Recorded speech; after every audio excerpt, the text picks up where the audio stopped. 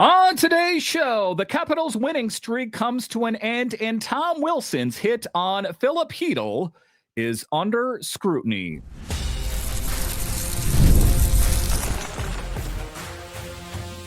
You're Locked On Capitals, your daily podcast on the Washington Capitals. Part of the Locked On Podcast Network, your team every day. Well, hello, and welcome into this edition of Locked On Capitals, part of the Locked On Podcast Network, your team every day. My name is Dan Holme. I've covered the Capitals for the past 4 seasons for Locked On and various other outlets before that. I'm also the host of the weekly show called The Capitals Minutecast, available wherever you find your podcasts. And as always, I want to thank you for making this your first listen of the day. Today's episode is brought to you by our friends at FanDuel. Download the FanDuel app now by visiting FanDuel.com and win $300 in bonus bets if your first $5 bet wins. So in this edition of Locked On Capitals, Tom Wilson is under scrutiny yet again. It's been a while, but for his physical play, more specifically, his hit on Philip Chytil. What's the latest? A bit later, we'll talk about the status of Pierre-Luc Dubois. Listen, it was that injury that he wasn't supposed to miss so much time, but he's missed quite a bit of time already. What's the latest? But just to get it going here, we'll talk about the Capitals falling to the Canucks. And just right out of the gate, I hate to say that it's not a team's night. But it just didn't seem like it was the Capitals' night tonight.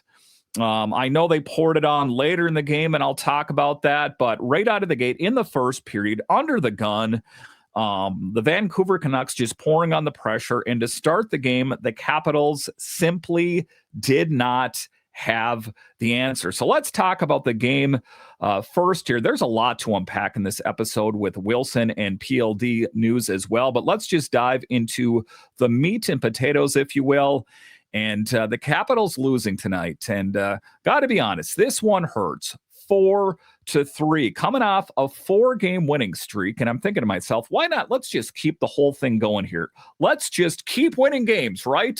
Well, that's not the way professional sports work. At some point, you get unlucky, and today it was versus the Canucks. But like I said, a nice little 4-game run going there, feeling pretty good, playing smart hockey, and then tonight, well, it slipped away early. And it felt like from puck drop, Vancouver just came in hungrier.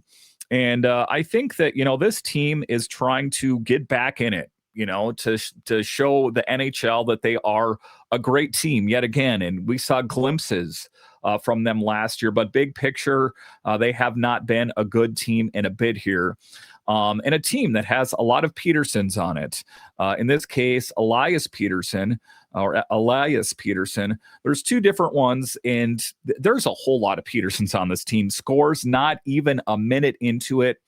And right away, that kind of tipped the momentum in Vancouver's advantage.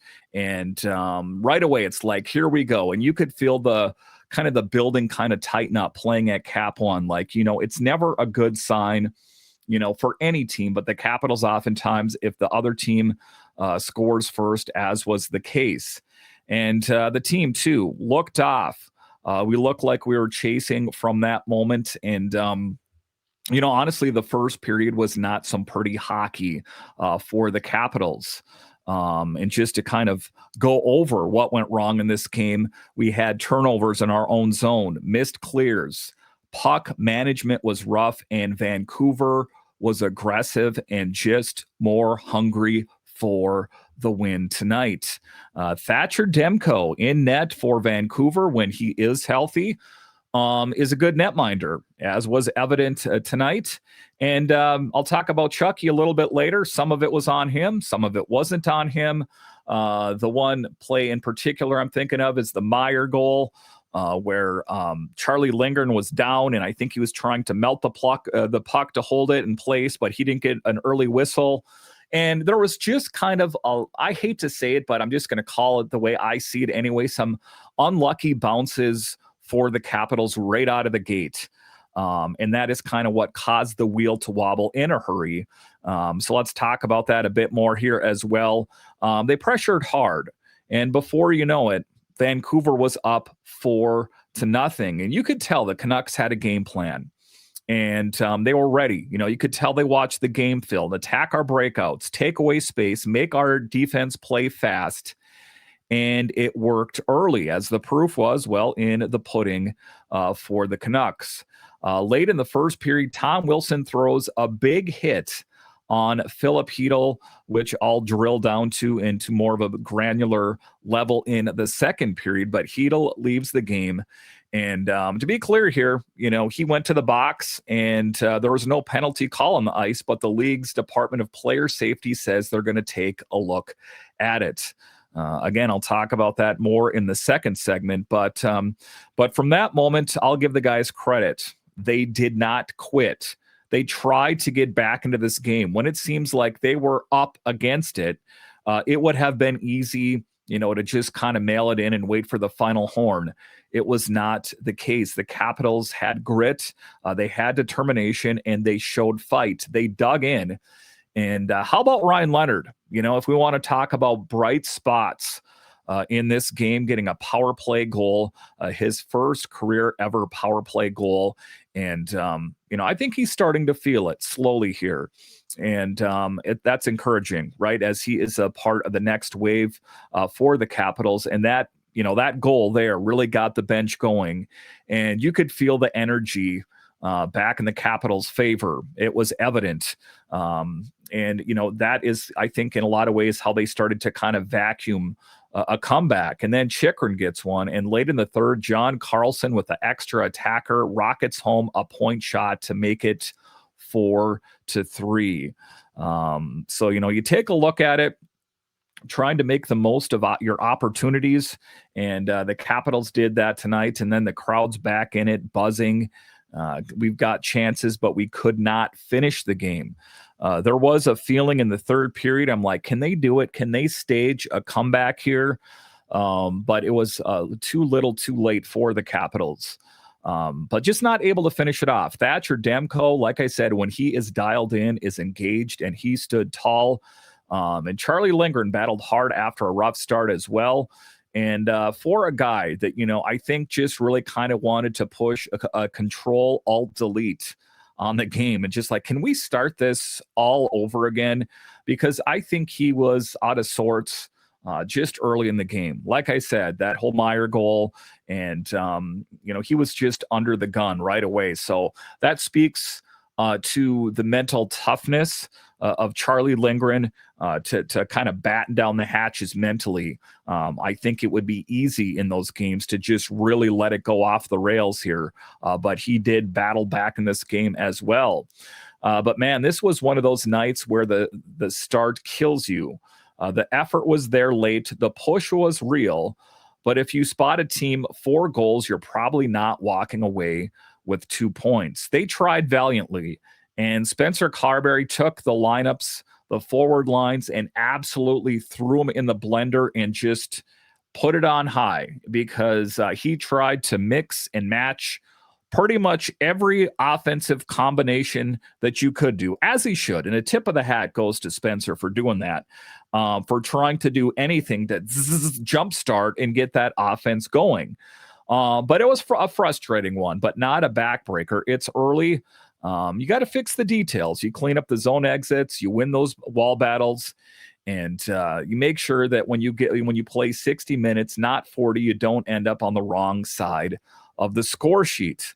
But that's where we're at. It's you're not going to win them all. I hate for it to sink to that, but that's the way that it was. The Capitals got off to a slow start. Charlie Lindgren was under duress. The team battled back. You take a look at Ryan Leonard, kind of finding his stride here a little bit as well, that there are signs of encouragement, right? That, I think that it's easy when you watch these games. It's harder to cling to victories, and it's much easier to kind of wallow around in negativity. Just kind of taking a look at social media, people are like, oh, this and that is broken. All things considered, the Capitals are still in a really good position. They just need to brush off their shoulders as the Kraken are on deck.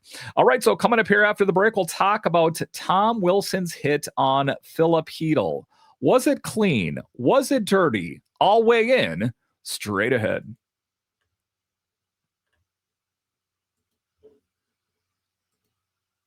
Let's be honest, most of us can't even name all our financial accounts, let alone what they're worth. Between 401k, savings, and investment, it's easy to lose track, and that can mean leaving money on the table. That's why I started using Monarch, an all-in-one personal finance tool that brings your financial life together in one clean, easy-to-use interface on your laptop or on your computer. It helped me organize my accounts, track my spending, and get a handle on my investments without having to touch a spreadsheet.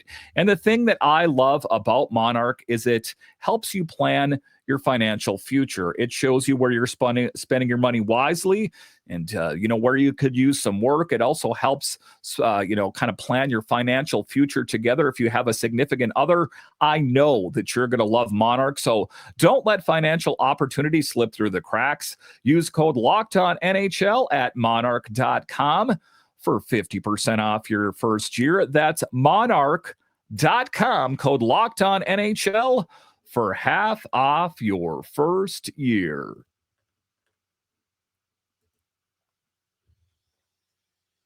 All right, welcome back into this edition of Locked On Capitals, part of the Locked On Podcast Network, your team every day. You can find me on Twitter. It's at DanCaps218. You can find the show on Twitter. It's at Locked On Caps. So in segment 2 here, we're talking Tom Wilson under scrutiny, under the magnifying glass, the microscope for his physical play. And it's been a bit, since I have heard this talk surrounding good old number 43. But here we are yet again. And it doesn't really seem to matter how much time there is between incidents. It's just like the memory of the referees in the National Hockey League and the Department of Player Safety is somewhat like an elephant. They're like, you've shown improvement, and we haven't had a meeting in a bit here, but we still remember what kind of player you are. To be clear here, just a really early take. I do not think that it was a dirty hit. I do not think that he was targeting his head. He did not leave his skates. And, when you looked at the play, it's called inertia. If you haven't been in school for a little bit, go ahead and look that up. Something that's in motion, an object in motion stays in motion unless something knocks it off its track, loosely based, or the loose definition, that is inertia. Tom Wilson committed to this hit. I know that he got rid of the puck, but he was already in motion. That missile was already locked on Chytil, and there was no turning out of it. You know what I mean? When you're coming at someone that hard, you just can't turn on a dime. The same way that a train, if there's a vehicle in front of a train, it's going to get hit. You're not going to stop it. The same thing there. Inertia, kids, look it up. That's what we're talking about there, that Tom Wilson was in motion. And I don't want to be looking at this with Capitals colored glasses on. And I really don't think that I am. I think that, if I would tell Philip Chytil anything, when you're on the ice and you have the puck, and I know that he got rid of it, you got to keep your head on a swivel, because he was looking this way, and right here was Tom Wilson coming at him. You got a freight train on the ice named Tom Wilson. You better have your head on a swivel. He didn't. And, the initial take, he went to the penalty box. They ruled that there was no penalty on the play. But now the Department of Player Safety might weigh in on this as well. Let's dive into that in more in depth, to a granular level here in the second segment here, talking about Tom Wilson. Can't we just leave him alone, man? Can he never get past his past? So let's talk about it. The hit that everybody is talking about, Tom Wilson on Philip Chytil. Now, look, Wilson is a physical player. That's a part of his game. Intrinsically, that is who Tom Wilson is. And that's part of his secret sauce and what makes him effective. But like I've said on the show, what differentiates him between other tough guys is he can put up goals, a lot of goals. He's a leader. And I still think that people want to point to there, he did something wrong, teacher. And I think that that is where we're at with Tom Wilson. But whenever he throws a big hit, people take notice, especially, well, around the league office. So here's what happened. If you didn't watch the game, or say you kind of want to relive it in your mind's eye here, Wilson comes in hard, makes contact, Chytil goes down, he leaves the game, no penalty on the ice. I think that that is what needs to get circled and remembered. That was what you call a knee-jerk reaction. And that was just the evidence that they had out on the ice. That was the evidence that they had looking back on it in replay. And I know what the Department of Player Safety is going to do. They're going to break it down like a lot of high-profile cases out there where they break it down frame by frame by frame, like we're trying to repiece a crime of some sort. But in any event, I don't think, and the referees on the ice, they didn't think it warranted it, and they reviewed it. They didn't think it warranted it. So I think that at least at a minimum, they have to factor that into the piece. But the Department of Player Safety said they'll take a second look because we want to go back after that bad Tom Wilson guy. Now, just to be clear here, Chytil, I guess I don't have any real dogs in the fight, if you will. I wish him nothing but the best. I don't want anybody to get injured. I really, really don't. These are guys going out there playing the game that they love.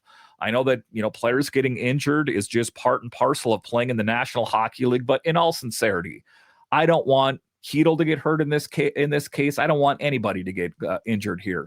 But like I said, he's not one of our guys, but this isn't something that directly affects our lineup. But, of course, as hockey people, you never want to see somebody go down like that. You hope he's okay. And you also want consistency from the league in how these hits are handled, continuity of thought.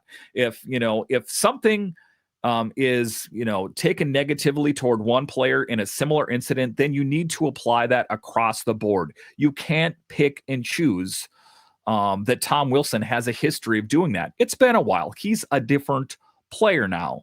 Now, when I watched the replay a few times, I saw Wilson leading with his shoulder. The hit was hard. It was clean in terms of where the contact started. And, watching it back and back and back, sometimes it's difficult on these apps to get good replays on them.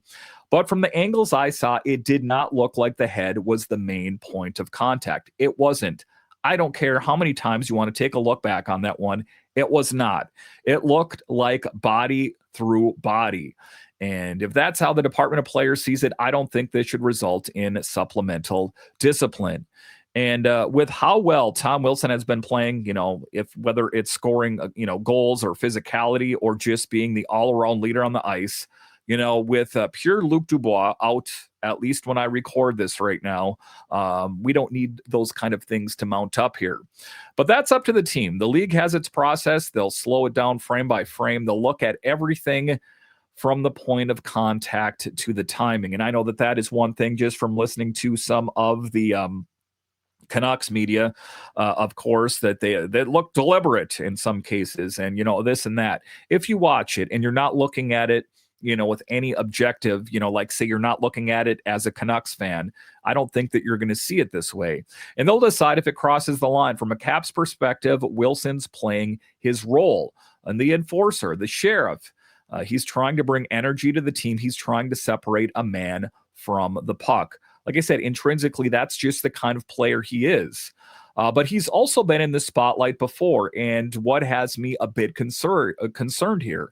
So every big hit he hits and is thrown, it is magnified. And I think it's fair to say the hit looked hard, but it looked clean. And that's something that should be underlined, clean. So let's factor this all in like we're building a case here, like we're preparing for trial. Is the initial knee-jerk reaction by the refs on the ice.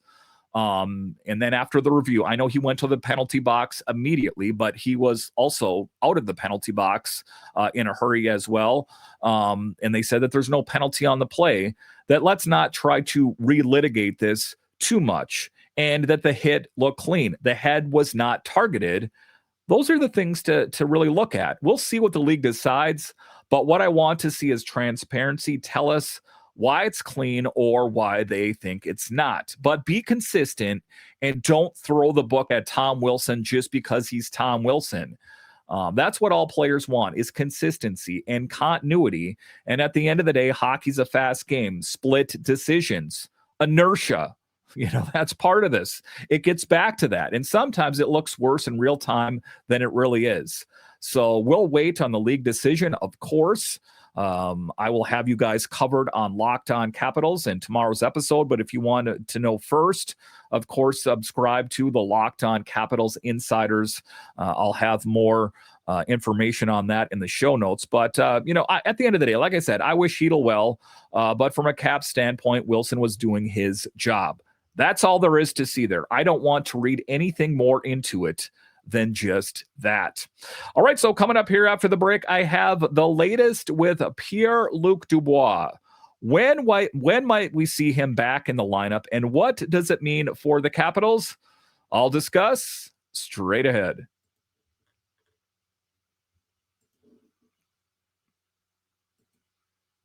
The NFL season is here, and FanDuel has an offer that you do not want to miss.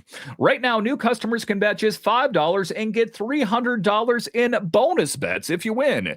That's right, pick a bet, put down $5, and if it hits, you'll unlock $300 in bonus bets to use across the app. I love how using FanDuel gives me so many different ways to play. I've built parlays, tried player props, and even followed the live lines during the game. And the thing I love about it is, say you're watching your team on any given Sunday or Monday or Thursday, and say it's a Commanders game or say a Ravens game, so you're already into it. But say you want interest in all of the games. Open up the FanDuel app, put down $5. All of a sudden, those games got that much more exciting. So what are you waiting for? Visit FanDuel.com to download the FanDuel app today to get started.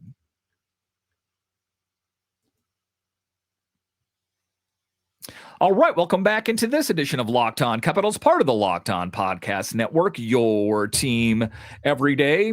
The best way that you can help grow the show is to subscribe to Locked On Capitals on YouTube and comment anything down below. So in the final segment of today's show, I have the latest surrounding Pierre-Luc Dubois.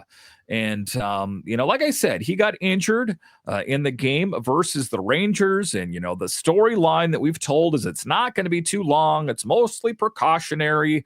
So where are we at with Mr. Dubois right now? Pierre-Luc Dubois' injured reserve designation means he must miss at least 7 days retroactive to the date he was originally hurt. So what does that mean? That means that he could be back in the mix versus the Kraken. And all things considered, Connor McMichael has done a good job. Of course, I think the Capitals play that much better, or the second line plays that much better with Pierre-Luc Dubois in the lineup. So let's talk about something that does hit closer to home. Pierre-Luc Dubois officially on the injured reserve, lower body issue. And like I said, that dates back to that injury on October 12th versus the Rangers, and a tough loss for the team. That's for sure. That we know that Pierre-Luc Dubois had a nice bounce back season with the Capitals last season. Because I think, he was starting to settle in and really get ramped up. So anytime you take a guy of that kind of magnitude out of the lineup, that is noticeable. And, what are the things that he brings to the table? He brings size, he brings that net front presence, and he takes on the hard matchups. Also, elevating the play of the players around him. Connor McMichael should be singing his praises. He turned from a good player to a great player last year. And I don't want to say that Pierre-Luc Dubois had everything to do with it, but he did have something to do with it. But with him out of the mix, like I said, that forced the Capitals to make some changes. Connor McMichael slides to the center. Hendricks Lapierre, like we have noticed, is penciled in, at least to start the game, as the third line center.